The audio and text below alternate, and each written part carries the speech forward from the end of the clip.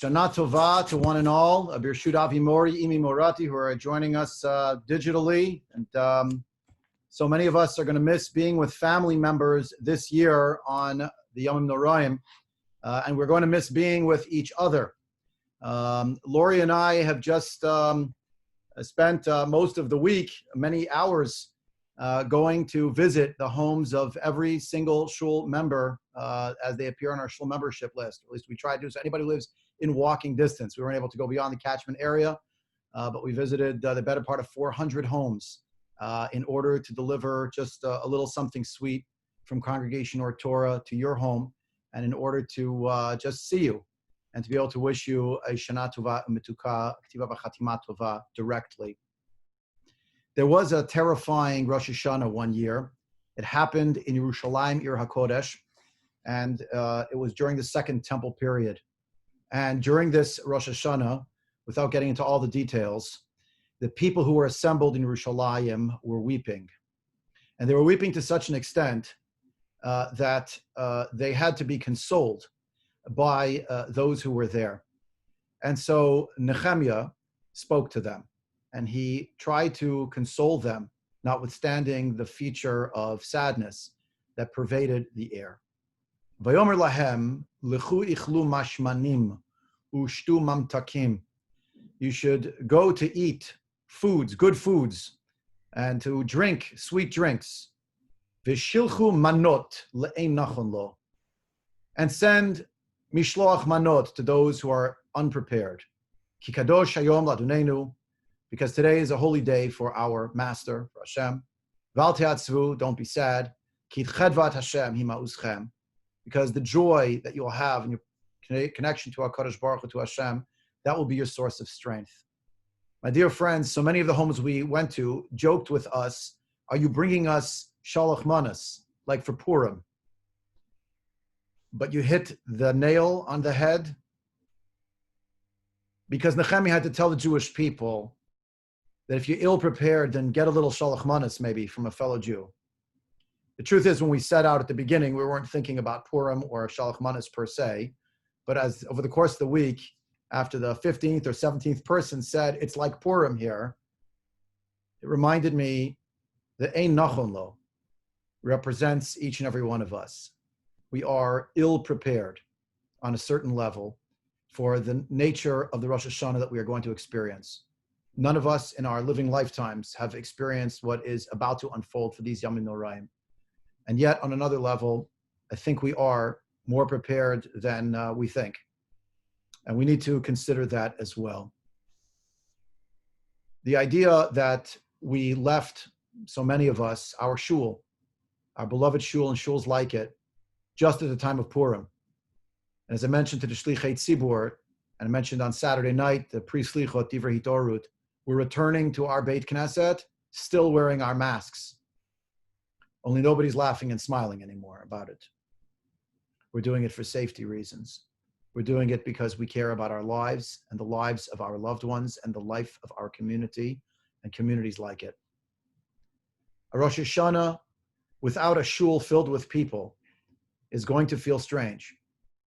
A Rosh Hashana for those of us who will not even be in shul, but will be in a tent, quite literally under a canopy, either in a driveway or in a backyard, will feel strange. And those of us who will spend our Rosh Hashanah humming the tunes in the comfort, but also in the confines of our own homes, for those of us who will be in that predicament, it will feel very strange and very challenging and very disorienting and disquieting. It's almost as strange and disorienting and disquieting as a Rosh Hashanah absent a shofar. I mean, the symbol of the holiday is actually a shofar. Apples and honey, that's later. The Torah tells us there's a mitzvah to blow the shofar on the Yom Trua, the day of Rosh Hashanah, and to do so in a particular manner, and to do so a particular number of times.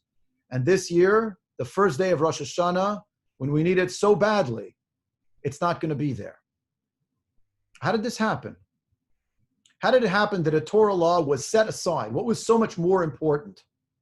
Well, here is a grand example of the work of our sages of blessed memory who set for us a model, who set for us a paradigm when we're in these kinds of predicaments. When there are competing values at stake, tough choices need to be made. And we need to live against the backdrop of those choices, but then to hold our heads high and move forward. Chazal decided, the sages of blessed memory legislated, to stand down in this Torah-level mitzvah whenever it comes that this mitzvah should be accomplished on a Shabbos, unless one is in Yerushalayim, in the place of the Beit HaMikdash, in the place of a constituted Beit Din of the High Court of the Jewish people. Otherwise, everywhere else, no shofar on Shabbat. And so we have no shofar on Shabbat. Why is that? The Gemara explains that it could be that someone is going to carry the shofar outside of an Eruv and outside in the public domain particularly, and by doing so, they will have violated and desecrated Shabbat. You'll say to me, but there's a big mitzvah here, and it's a mitzvah that we need. When I say we need the mitzvah, it's not just emotionally we need it. V'amar Rabbi Yitzchak, says the Gemara Masechet Rosh Hashana, Kol shana she'ein tokin b'la b'tchilata, any year in which at the beginning of the year we don't blow the shofar, Miriin la b'sofa, milashon ra, a play on the word shua, but Miriin means it's going to be a bad year in the end. That's the statement of Rabbi Yitzchak. My time, asks the Gemara, why is that? Answers the Gemara, D'lo yi'arvev satan. The force of that which seeks to stop us up, the great obstacle to our relationship to Hashem, our great obstacle throughout life, the satan, is not confused because there's no shofar to confuse him. I'll leave the mystical dimensions of this for another time, but I want to focus on this issue. The reality that we're coming to a Rosh Hashanah where the very tool, the very instrument that we need, quite literally an instrument, a musical instrument, is not within our reach on Shabbat. And one could very strenuously have made an argument that in point of fact, it is so crucial that it should supersede Shabbat. But no, the sages said, take your hand off the shofar. Ask the Meshech Chochma, Meir Simcha Cohen of Dvinsk. He said, I see this Gemara. I see that it's telling me it's going to be a terrible year if we didn't hear the shofar from the beginning. And it's true, he says. I know the Baal Halachot Gedolot, one of the earlier sources in the Gaonic period, thereabouts, says that actually this statement of Rabbi Yitzchak didn't mean when it falls out on Shabbos. It means that for some reason the shofar wasn't blown when it was supposed to be blown. Okay, but that's not our situation because it's just because of Shabbos that we're not doing it and it was legislated. But ask the Meshech Chochma, look, that might be true on some technical level, but let me ask the following question. There's a person who is ill who needs medicine, and they don't get the medicine. So what do you expect? That they're going to get better on their own?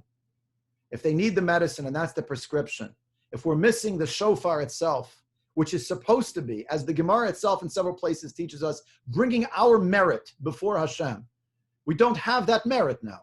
So you could argue there are good reasons why we're not going to blow the shofar, but in the end, the sum of all things, says the Kohen from Dvinsk, we have no merit before Hashem on a year where we don't sound the shofar on Rosh Hashana when it falls out on Shabbat.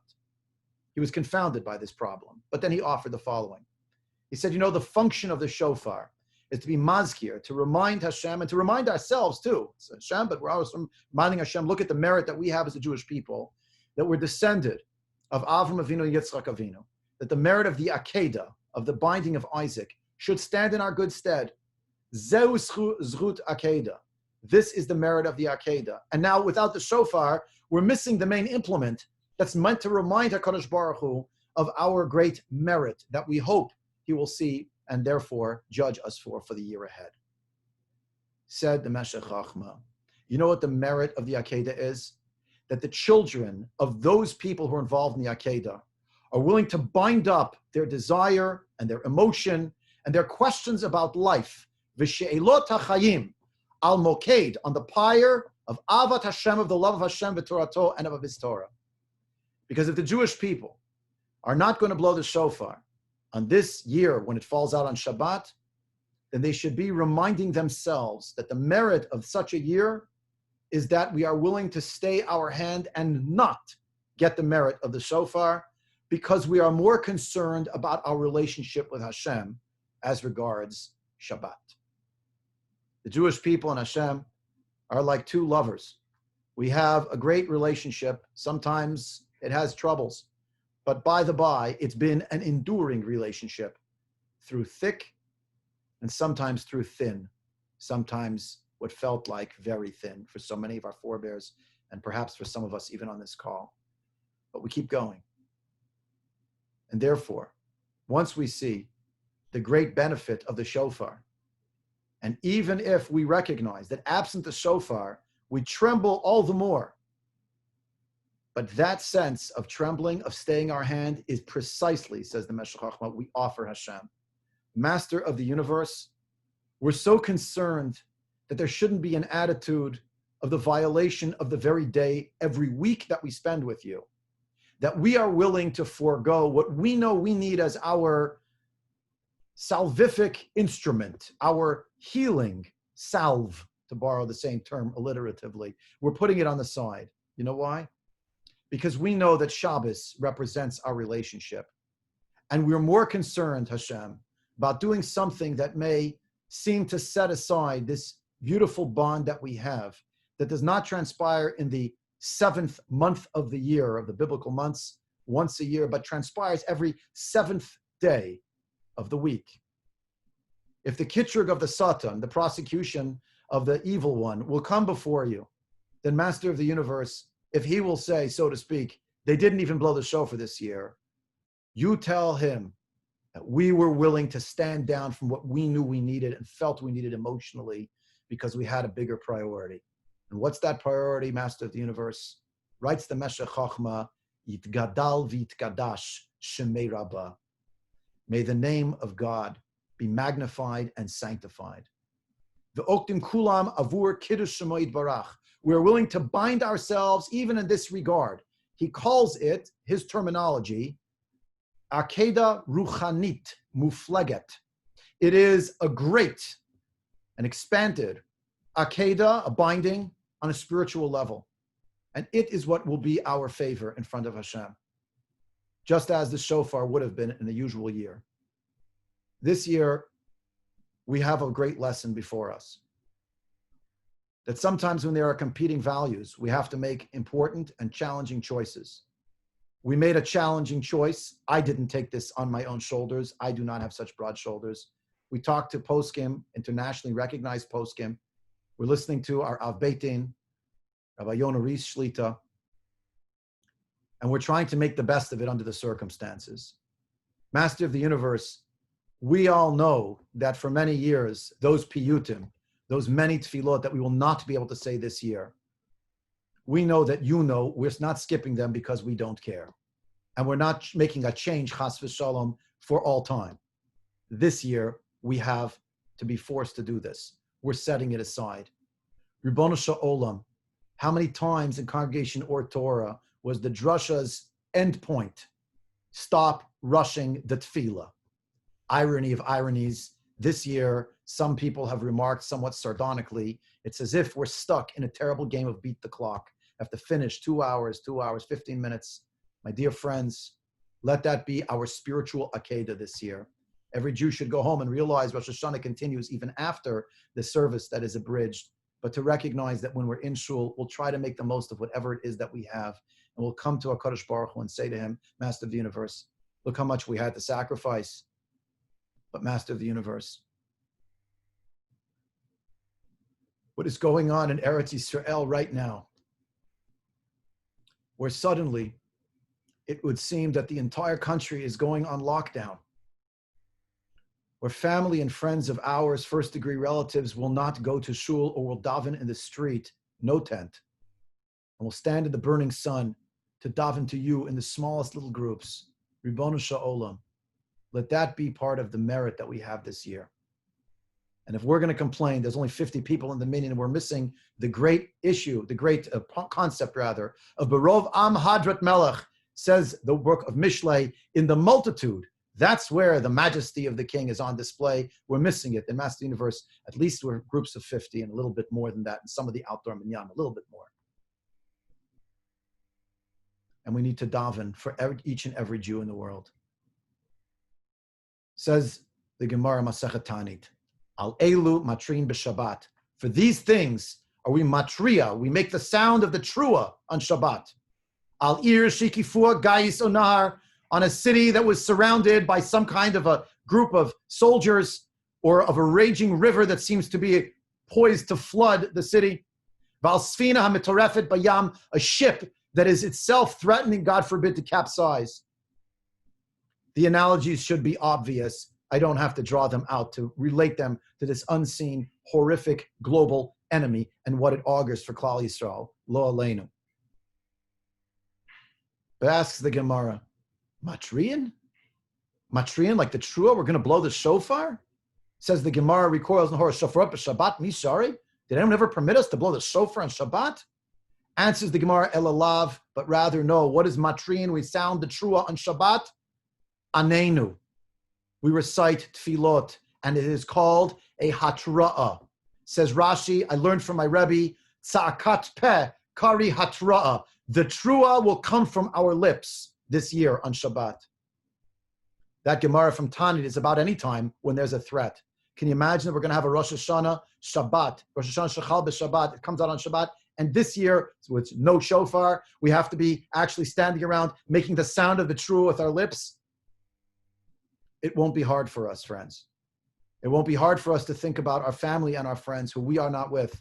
My parents are on the call. My dear sister is on the call. We've not missed a Rosh Hashanah together since Lori and I got married. Everybody, every family has a story. And how many people who want to come to shul are not able to this year? They just don't feel comfortable. We have to think each Jew has to be that sound of the shofar. Purim. The signature line of Purim was a strange line. Lech kinos et kol Yehudim hanimtzayim b'Shushan. Esther says to Mordechai, go gather all the Jews that are in Shushan. V'tzumu alai, everyone should fast. Don't eat and don't drink 3 days. Laila v'yom. Me and my maidens will do the same. The whole story, right? And then you know what it says there in the Megillah? Uvechein avo el hamelech. And like that, and thus, and so too, I will come to see the king. Uvechein avo el hamelech. Like that. The Baal HaRokeach writes, that's the Rav Elazar Vermaiza from the Middle Ages, in his commentary on the Siddur. Do you know where that word uvechein went after it was in the Megillah? It's right here. It became what is in the Machzor after we say Kedusha, after when we're davening even Musa, Mariv, or we're davening Mincha, just even the Still Shemon Esrei, anytime we say uvechein. Uvechein tein pachtecha, uvechein tein kavod, uvechein tzadikim. Uvechein. That every Jew who says the Amidah on the period of Rosh Hashanah should be thinking to themselves on and on, I am now, like Esther Hamalka, representing each and every other Jew, connected to each and every other Jew.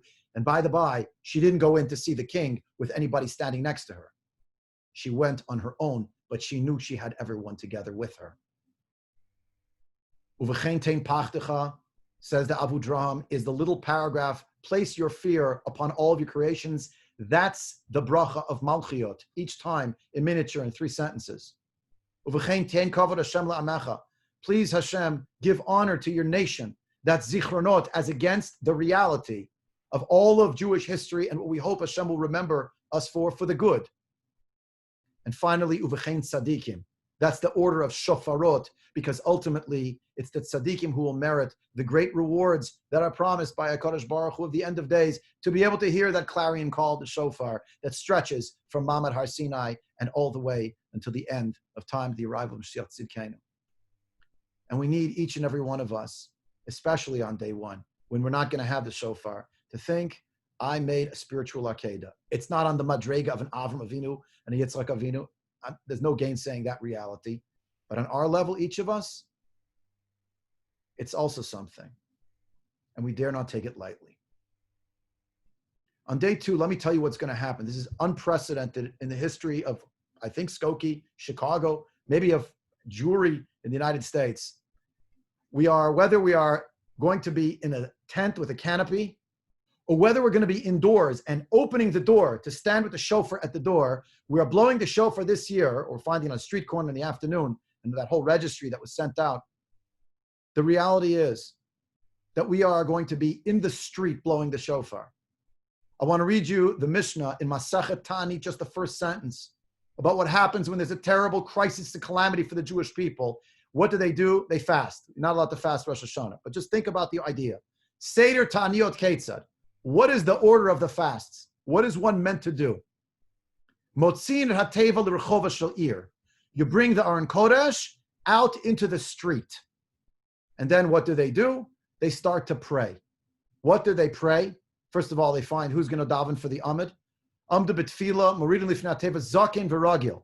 Has to be someone who's older, someone who is accustomed to davening, a person who has children, a person whose house is empty. According to the Rambam, it means empty of funds and empty, actually, of sins. That a person will be able to stand before Hashem feeling a sense of need, but also feeling that they have a clean slate, so that their heart, kadesh yehi libo shalom b'tfila, so their heart can be full while they pray. And then they start speaking. What do they speak? The 24 brachas of Shemona Esrei. I thought there's only 18. They add 6 brachas of Shemona Esrei. You know what the first 2 brachas are? Let me just read them to you. Ve'elu hein. I'll read you the first 2. Zichronot v'shofarot. Whenever there's a calamity for the Jewish people, we read the brachas of Zichronot and Shofarot out in the street. Whether you will be in a tent, or whether you will be at home, or whether you will be standing in a shul, your shofar this year will be heard outside in the street. And we need to recognize that our tefillot means so much this year, with so much hanging in the balance. Congregation Or Torah, with so much thanks to everyone who assembled. All these minyanim, 5 minyanim indoors, 6 tent minyanim, all of which will be sounding the shofar outside, crying out in the street, and taking the teva, as it were, meaning the Aron Kodesh, at least symbolically, out into the streets of Skokie. And wherever you're davening, chances are that's how it's going to be. I want to close tonight with a little vignette that ties into our shul and its founding, because I think it puts us all on notice now as we go into this Rosh Hashana, Tafshin Pei Aleph Haba Aleinu L'Tova. There's a story that's making the rounds now that's about the short history of bringing the shofar to the streets. It's about the first mitzvah campaign to bring Judaism to the individual wherever he or she was. You can look it up. It's just been published recently on online Chabad.org. It's the story about how the Lubavitcher Rebbe Zechut Yagen Aleinu started a shofar campaign in 1953. There was no idea yet about bringing Judaism into the streets. And indeed, the shofar campaign was a pilot program the article describes, a forerunner of many other mitzvah campaigns that would come. And what happened? They'd go out early in the morning, says Rabbi Moshe Pesach Goldman. We went to the neighborhoods, he writes, in Crown Heights, and they would go to the big park, Eastern Parkway in Rochester Avenue, between 7 and 8 in the morning, and it was filled with people. And more than 6 decades later, he can still remember, he says, the shocked responses of the people that they gave to the yeshiva students who were trying to blow shofar, and the people had forgotten about the shofar. An elderly Jewish man spoke to him in Yiddish and said, "What do you want from us? We're old men, go find the young people." We told them, "No, you're not too old to hear the shofar." We asked them, can you repeat the bracha with us? And they did. Now, blowing the shofar, this article points out, in public, was never supposed to be solely the domain of Chabad emissaries or of Hasidim, but something anybody with the right tools could do to help their fellow Jews. And this was the intention of Rabbi Shlomo Zalman Hecht, one of the longtime leaders of Chabad in the Chicago area, when he began drafting shofar-blowing volunteers all over the city in the 1960s. Among those he got involved were 2 brothers-in-law, Roy Pinchot and David Goldberg. For those who don't know, of course, Roy Pinchot, together with his wife, Ginger, Sheyichu L'Orch Yomim Tovim, are the founders of Congregation Or Torah, as the founding president of the shul. Pinchot had prayed at Hecht's Chicago synagogue in the 60s, but around 1967 he moved to Skokie, where he helped found Congregation Or Torah. It has a little more description here. A year or 2 later, Rabbi Hecht encouraged me to organize shofar for people in the hospital, recalls Pinchot, who now lives in Netanya, Israel. In the beginning, I would go together with my friend, Myron Jacobson, who would blow the shofar. It was quite an experience. People would break into tears.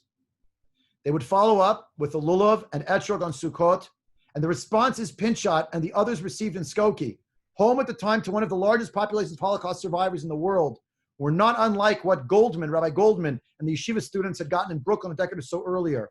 We would meet people, said Pinchot, who would say, people still do that? I have not seen it since we left the old country. My dear friends, this Yontif, this is the Yontif of the words of Yeshaya Hanavi, Kishofar harem kolecha. Raise your voice like a shofar. The shofar is going to be wearing a mask this year. It's going to sound the same. Maybe the volume will be a pitch lower, I'm not sure. But this much is clear. The shofar inside of us that represents our Akedah this year, that's blowing strong. And we need to take this with us into our Rosh Hashana, into our new year, with a sense of confidence and optimism. We face tremendous challenges. There's no gainsaying that reality. But think about the more than 50 people who are serving as Shlichei Tzibur for our shul in 11 minyanim. Think about the countless hours put in by our ritual committee, by Mitch Hoberman and Ira Perlman and Adam Saltzman to arrange for all of these different minyanim. Think about the amazing work that has been done on our behalf by our executive director, Sarah Silvestri Bernstein, by our shul president, Joel Gorenstein, and executive vice president, Daniel Rosenthal. But I want you also to consider what's gone on over this year. There are 2 years that happened in 1 year. The first half of the year, BC, before COVID. And in Congregation or Torah, and in this year, Tafshin Pei, BC, lots of things happened in our shul. Our shul was packed. Think about last Rosh Hashana, amazing. Think about our Yomim Noraim that led into Sukkot, Simchas Torah with unbelievable dancing, with a Ketzim Merak and Lifnei HaTorah. A Noah's Ark program, a Kristallnacht program, the Dr. Cy Greenfield Memorial Lecture, where we welcomed not yet famous Rabbi Dr. Aaron Glatt, the infectious disease doctor and rabbi and great Talmid Chacham. The Or Torah Shiduchim committee, the Or Torah Basheret, ran 2 public events that had in excess of 50 people at each one of them. Some of the people who met there are still dating. We took over 100 people to APAC. I forgot to mention, because it was on Shabbos and we don't have pictures, but you do know that there was a dinner for empty nesters that had a beautiful game that was played at that wonderful dinner of 100-something people.